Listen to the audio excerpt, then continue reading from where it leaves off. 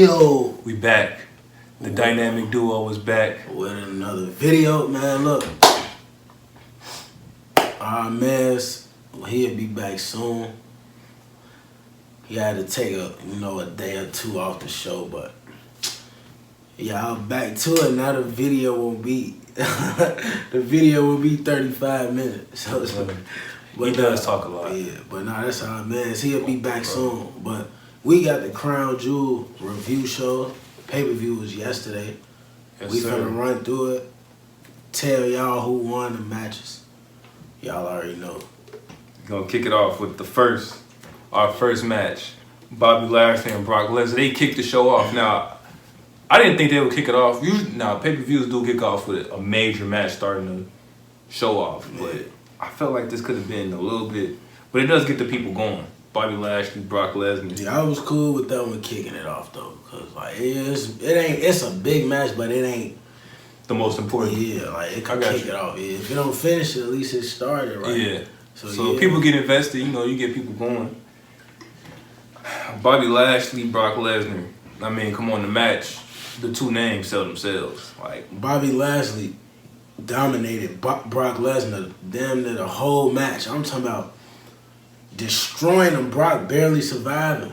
yeah, it was it wasn't that long from what I watched. It was like maybe less than 10 minutes. And I like the way they booked that because like the first match had controversy, Right. and Bobby won. Now Brock win this match, and he barely escaped. So now they finna obviously the tiebreaker coming soon. All right. Yeah, But I'm gonna talk about like some of the stuff in the match. Obviously, you had your typical spear through the barricade, that type of stuff. You had the suplexes. Now, Bobby Lashley put on the hurt lock. Brock Lesnar fell to the ground, got on top of him. Bobby's shoulders were down, and Brock won. Now, it was cool. Like, the match was cool. It wasn't what I expected it to be, but I guess this is just a filler for, like, this continues. So, Bobby Lashley got a fluky win, if you want to call it a fluky win. Brock Lesnar got a fluky win. So now we need a definitive third match. And I think that match should be at WrestleMania. What you think, bro? Yeah, I was just gonna say that. Either that or if they do the rematch at Survivor Series, I'll take it there too. Cause that's one of the big four. So, but WrestleMania probably be It's better for a good place to finish it. Like, they deserve a WrestleMania match against each other. No title, just seeing who the most dominant force, in this business. And then you could say, all right, Bobby, when you were facing me, Roman came in and saved you. Yeah. And then Bobby could be like, well, when I fought you, you escaped because I was dominating you. Nobody's ever dominated Brock. Probably like Goldberg, but nobody's ever been in control of a match with Brock Lesnar like that. Like, All right. so we'll see. I think, okay, it was cool. This is just something extended, so I was cool with it. Like, what you think, bro? Yeah, I mean, it was, like I said, I like how they built it. Bobby was the dominant one in the matchup, which Brock normally is, but it was Bobby this time because they showing that he a real force, and he should be taken serious. So I like how they did it. And then Brock stole the win. Like, he won, but it wasn't like, then Bobby attacked him after the match, showing frustration. So, yeah, I like how they doing it. You got to have one more. All right, so our next match was Asuka and Alexa Bliss versus Damage Control, Dakota Kai, Io Sky. Now, before the match, they were getting interviewed. Alexa and Asuka were getting interviewed, and they were talking about, how they just won the titles on Raw, how it felt.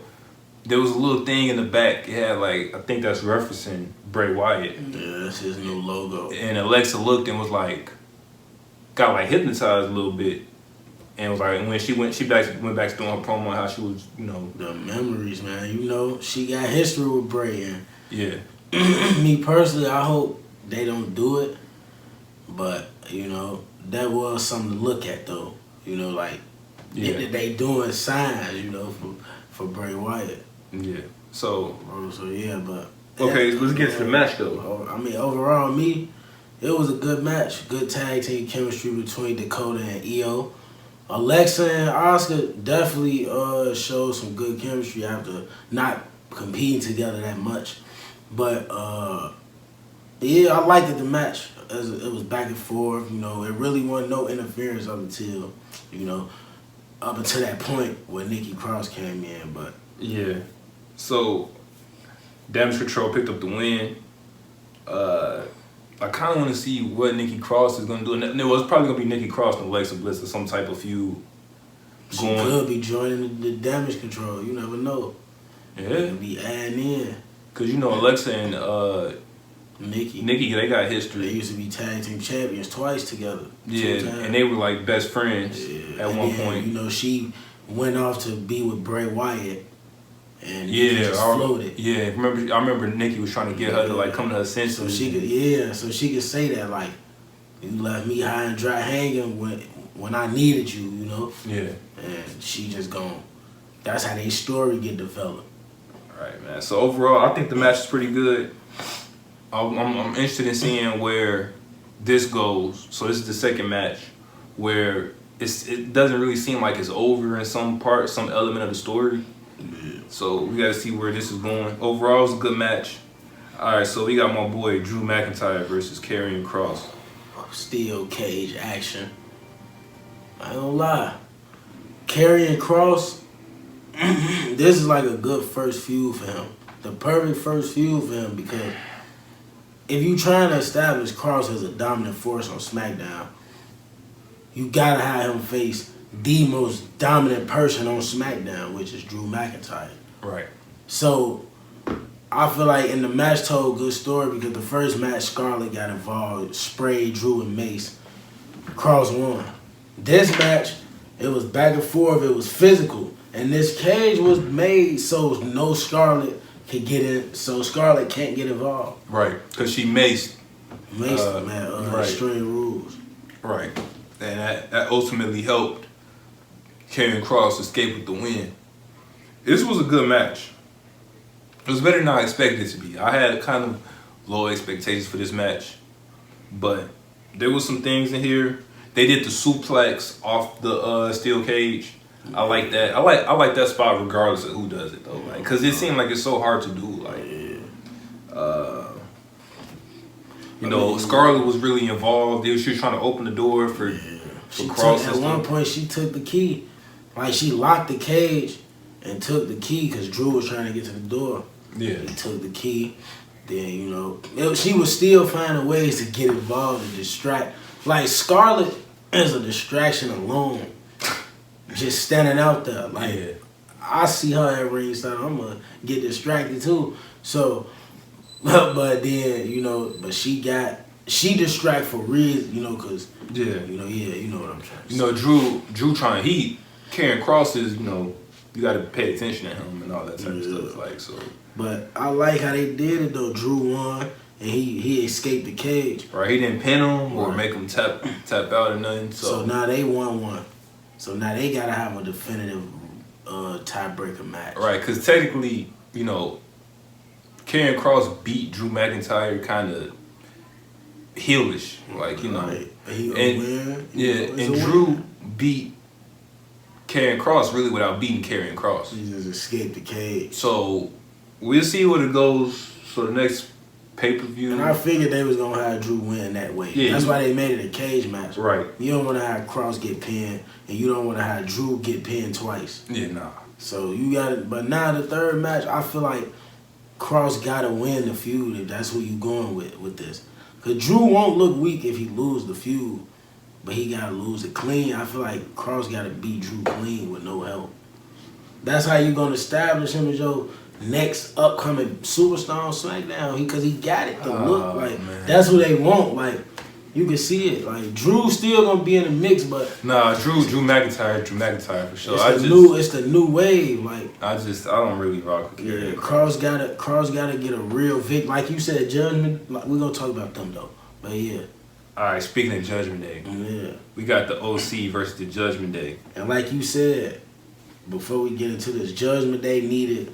You said in a video they didn't have that definitive moment, that definitive victory. Right. So we gonna talk about this match with the OC and the Judgment Day. Cause they don't really click with me. Like I'm not, a lot of people are big fans of Judgment Day already.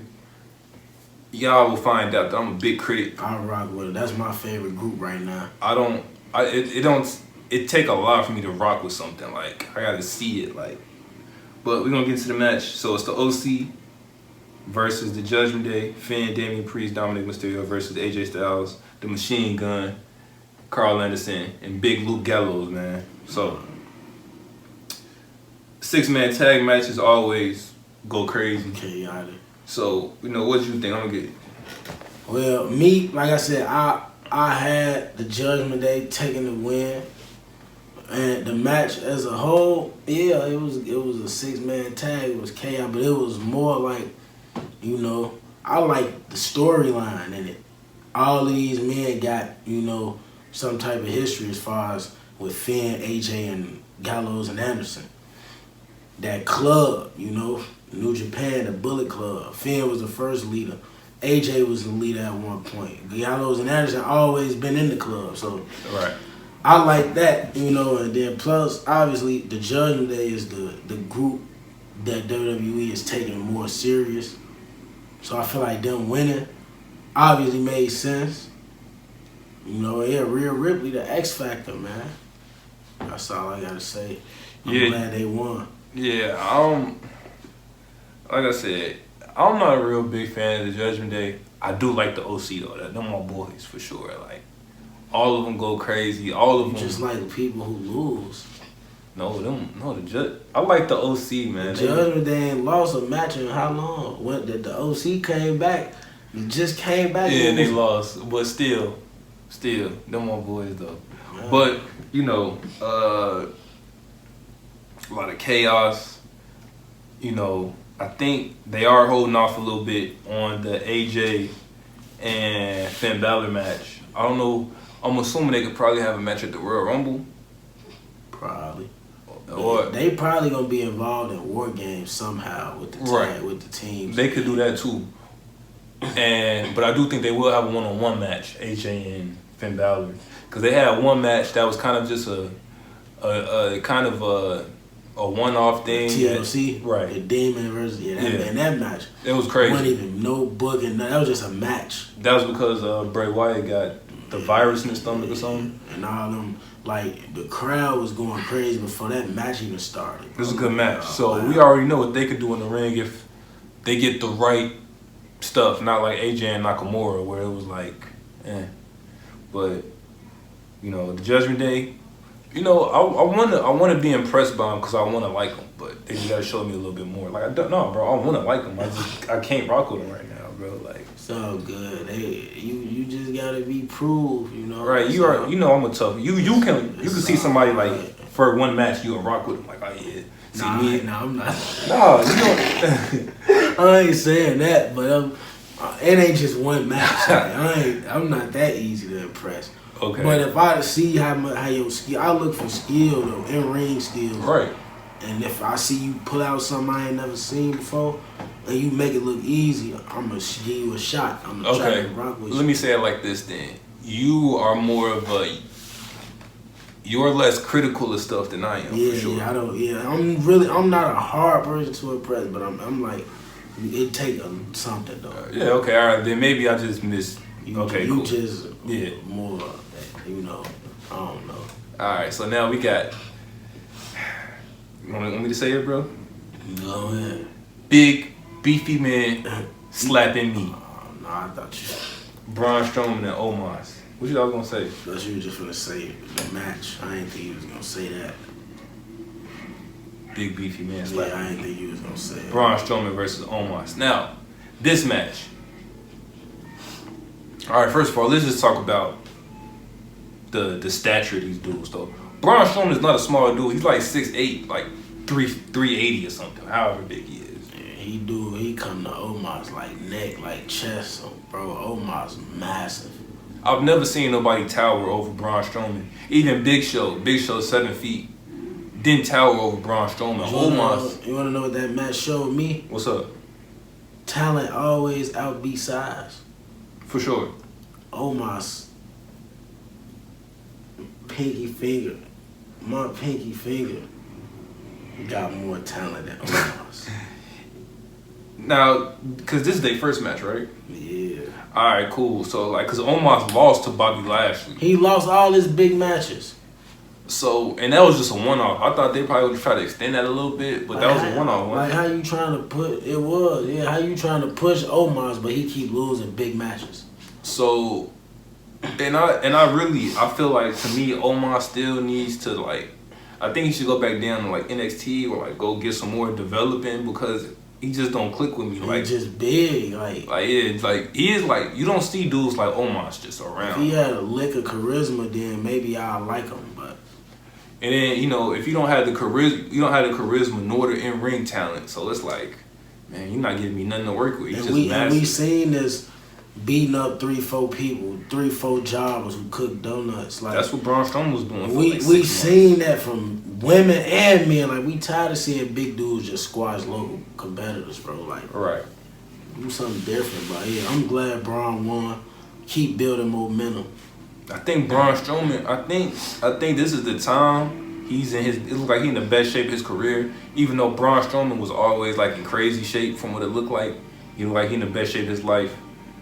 I feel like this is the time where we give him a real title reign at some point. Like, yeah. So I don't really see him winning the title off Roman or nothing because I don't think Roman should lose to somebody who he's already beat. But man, I hope big things come from Braun Strowman. Oh yeah, it's coming. All right, so now we got the Undisputed Tag Titles. We got the Brawling Brutes versus the Usos. Potentially match tonight. I like the Bruce for sure. Yeah, I like Butch and Ridge Holland fit perfectly with what Sheamus about. Like, yeah, they all just like to fight. And like I knew I had the Usos winning. I knew that was gonna happen. But yeah. the Bruce, they gonna be tag team champions for sure. Yeah, champions. Pete Dunne to me was like the star of this match. Butch, Pete Dunne, same person. Wait, you ever seen Butch and Pete Dunne in the same place at the same time? Yeah. Yeah. They one person. Alright, so Sami Zayn was like super over. The crowd was chanting for him. Yeah. So, but the Usos pulled it out. They got another win. I'm not sure who's gonna beat the Usos because it seemed like they beat the Street Profits. I don't know how many times. They gotta defend against New Day on SmackDown right before. If they beat New Day, they gonna break the record. All right, cool. So I think they gonna beat the New Day. So I don't know what team will beat them though. Like we kind of know. I know a team. Who? We challenging the Usos for the Undisputed Tag Team. Trying to get in there? Yeah. Man, they don't want to smoke with us. Yeah, we need, and that's gonna be our theme song. Who wants to smoke with us? Yeah. I'm trying to I go crazy. I was about to start singing the song. But yeah, the Usos just, it's like it get to a point where you don't see them losing. Just like with Roman, you just can't see nobody. You can't see them losing, bro. Well, it just seemed like they beating all the tag teams. Right? So the Brawling Brutes, OV, they beat the Mysterios. They beat the Street Profits. I don't know how many times. So it's like, all right, because they real thin on the tag teams. And Rick Boogs. Oh yeah, they beat them. So they running thin on the tags. Like, what tag teams are left? Like, they haven't fought the New Day since like 2017, 2018. So gotta go to NXT. They got some decent teams down there. Like that's ready to come up too. Like that's the crazy part. But yeah, man. All I'm gonna say, the Brutes they got potential to be a top team. For sure. They stay together for a decent amount of time. Yeah. All right, so now we got Bayley and Bianca in the last woman standing match.